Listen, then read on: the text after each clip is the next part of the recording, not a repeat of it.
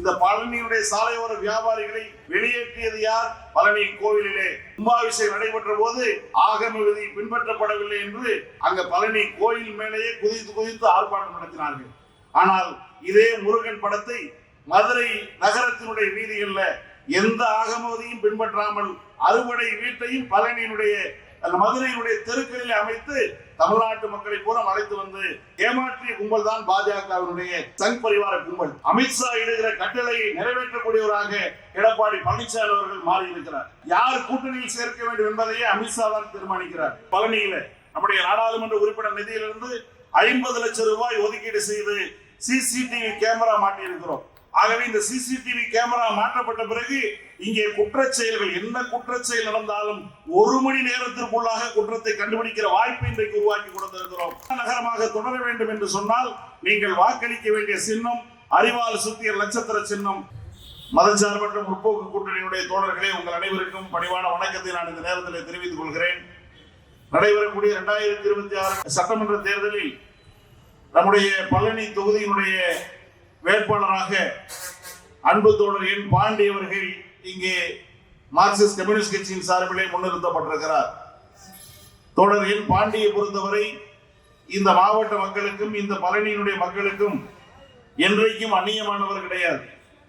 அவர் கிட்டத்தட்ட ஒரு 40 ஆண்டு காலமாக இந்த பகுதியினுடைய மக்களுடைய விவசாயிகளுடைய பிரச்சனைகளுக்காக, இந்த பகுதியினுடைய மக்களுடைய வாழ்வாதார பிரச்சனைகளுக்காக பல்வேறு போராட்டங்களை இந்த பகுதியிலே தலைமை தாங்கி நடத்தியவர். 40 ஆண்டு பொது வாழ்க்கைக்கு சொந்தக்காரர், ஒரு அப்பழுக்கற்ற ஒரு அரசியல்வாதி. ஆகவே ஒரு சிறந்த சட்டமன்ற உறுப்பினரை நாம் தேர்ந்தெடுக்க வேண்டியிருக்கிறது.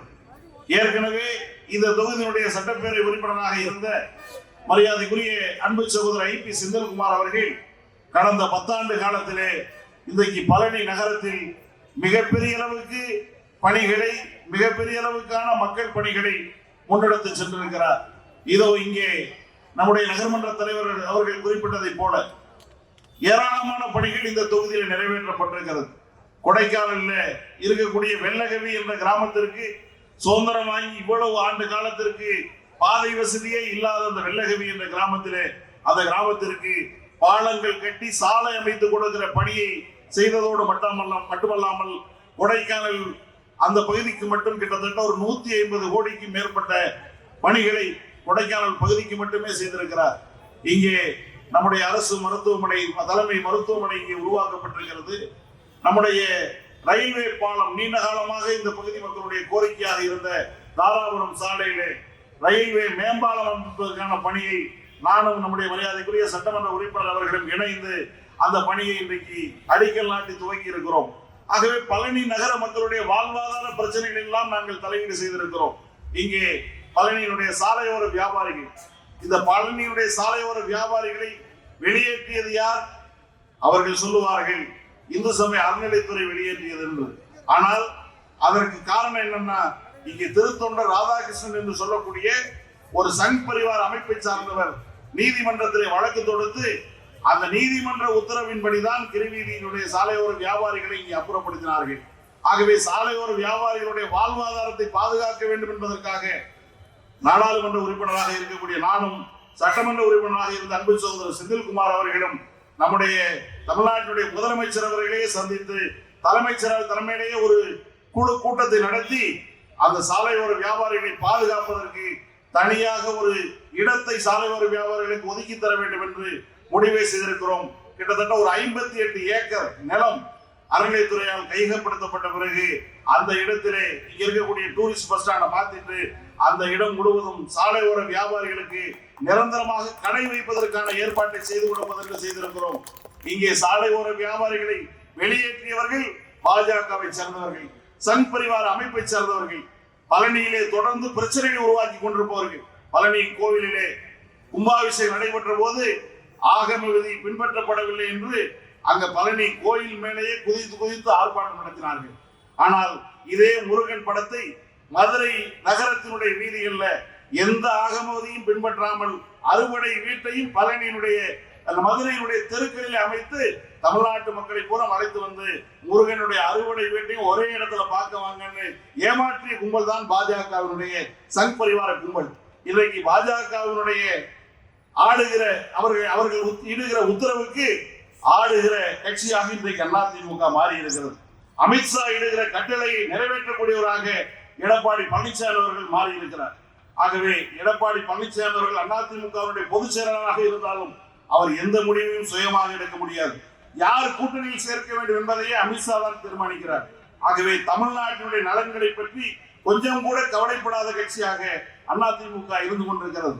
இந்தியாவினுடைய விவசாயிகளுக்கு விரோதமான சட்டங்கள் நாடாளுமன்றத்தில் இயற்ற போது அதை கண்ணை மூடிக்கொண்டு ஆதரித்த இயக்கம் அதிமுக.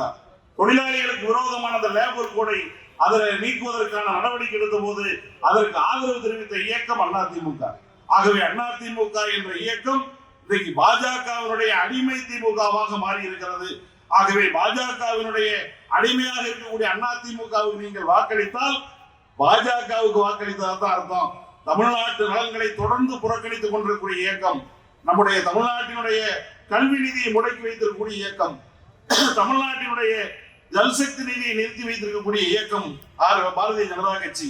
ஆகவே இந்த பாரதிய ஜனதா கட்சியினுடைய ஆட்சி தமிழ்நாட்டுக்கு தொடர்ந்து துரோகம் செய்து கொண்டிருக்கிறது.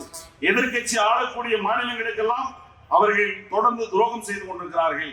ஆகவே இதையெல்லாம் தாண்டி தமிழ்நாட்டுடைய முதலமைச்சர் அவர்கள் தமிழ்நாட்டை வளர்ச்சி பாதையில் எடுத்து சென்று கொண்டிருக்கிறார். தனிநபர் திட்டங்கள் மட்டுமல்ல, தமிழ்நாட்டுக்கான பல திட்டங்கள். இங்கே நம்முடைய பழனியிலிருந்து ஈரோட்டுக்கான ரயில் பாதைக்கு நிதி ஒதுக்கீடு செய்ய மறுத்தது மோடியினுடைய ஆட்சி. அந்த மோடியினுடைய கட்சியோடு தான் அதிமுக கூட்டு சேர்ந்து கொண்டிருக்கிறது. ஆகவே பழனியை வளர்ச்சி அடையக்கூடாது என்று திட்டமிடுகிற அந்த மோடி கூட்டத்திற்கு எதிராக நீங்கள் எல்லாம் வாக்களிக்க வேண்டும். அண்ணா அடிமையாக மாறி இருக்கக்கூடிய அதிமுக எதிராக நீங்கள் எல்லாம் வாக்களிக்க வேண்டும்.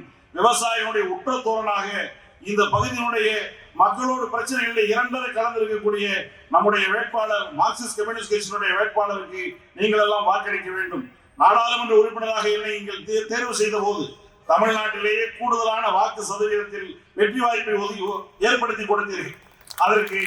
அதற்கான முறையிலே நான் நாடாளுமன்ற இந்த தொகுதியினுடைய மேம்பாட்டு நிதியை எல்லா சட்டமன்ற தொகுதிக்கும் சமமாக பிரித்து வழங்கி கொண்டிருக்கிறோம்.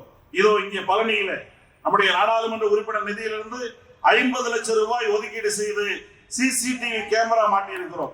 ஆகவே இந்த சிசிடிவி கேமரா மாற்றப்பட்ட பிறகு இங்கே குற்றச்செயல்கள் என்ன குற்றச்செயல் நடந்தாலும் 1 மணி நேரத்திற்குள்ளாக குற்றத்தை கண்டுபிடிக்கிற வாய்ப்பை இன்றைக்கு உருவாக்கி கொடுத்திருக்கிறோம். அது மட்டுமல்ல, இந்த நாடாளுமன்ற உறுப்பினர் நிதி ஒரு ஆண்டுக்கு 80 லட்சம் ரூபாய், பழனி தொகுதிக்கு 1,60,00,000 ரூபாய் இந்த 2 ஆண்டிலே நாடாளுமன்ற உறுப்பினர் நிதியை பயன்படுத்தி அந்த பணிகள் எல்லாம் மக்களுக்கு கொண்டு போய் சேர்க்கிற பணியை செய்திருக்கிறோம். தொடர்ந்து பழனியிலிருந்து ஒரு புதிய ரயில் சென்னை வரைக்கும் விட வேண்டும் என்ற கோரிக்கை முன்வைத்திருக்கிறோம். பழனியிலிருந்து காரைக்குடிக்கான ரயில்வே சேவை மேம்படுத்த வேண்டும் என்பதற்கான கோரிக்கையை நாடாளுமன்றத்துக்கு முன்னாலே வைத்திருக்கிறோம். ஆகவே தொடர்ந்து இந்த மாவட்ட மக்களுடைய பல்வேறு கோரிக்கைகளை, பழனி தொகுதி மக்களுடைய பல்வேறு கோரிக்கைகளை இன்றைக்கு ஒரு பழனியை ஒரு ஆன்மீக நகரமாக, அமைதியான நகரமாக தொடர வேண்டும் என்று சொன்னால் நீங்கள் வாக்களிக்க வேண்டிய சின்னம் அறிவால் சுத்திய நட்சத்திர சின்னம். இதிலே போட்டியிடக்கூடிய அன்பு தோழரின் பாண்டி அவர்களுக்கு நீங்கள் எல்லாம் அறிவால் சுத்திய நட்சத்திர சின்னத்திலே வாக்களித்து வெற்றி தேடி தர வேண்டும் என்று கேட்டு விடைபெறுகிறேன். நன்றி, வணக்கம்.